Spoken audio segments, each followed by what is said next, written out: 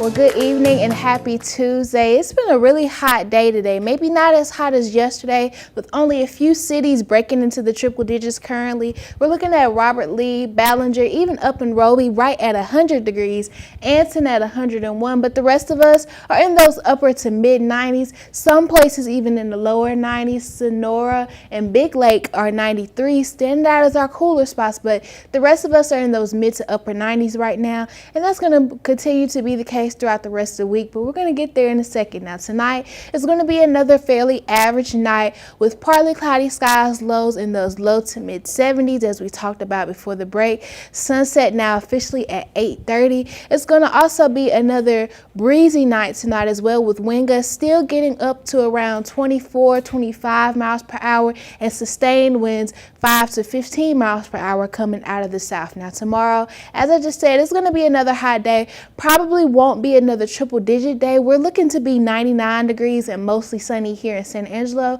but those wind gusts are still going to be in the picture. So it's going to be a breezy day. You know, if you decide to head outside for lunch or take a walk, you know, you might have to deal with your napkin or your menu blowing away because it is going to be a breezy day. Sustained winds are going to be coming from the south still at about 10 to 15 miles per hour, and that sunrise is now at 7:05. So I've been saying the rest of the week is going to stay hot. Now, once we get to the weekend, we are going to see a cool down, and there's a reason for that. But right now, the big story is this heat throughout the rest of the work week. We're staying in the upper 90s from now until Friday at least. And, you know, with this heat, we've been talking so much about heat safety because that's a big thing here in West Texas. So just want to go over this again. You know, stay indoors if you can. If you cannot stay indoors, try to limit your exposure to the sun by finding some shade. Make sure you're wearing cool, loose fitting clothing, light colored clothing as well. Make sure you're drinking plenty of water. Remember to take frequent breaks when you are outdoors, and if you can,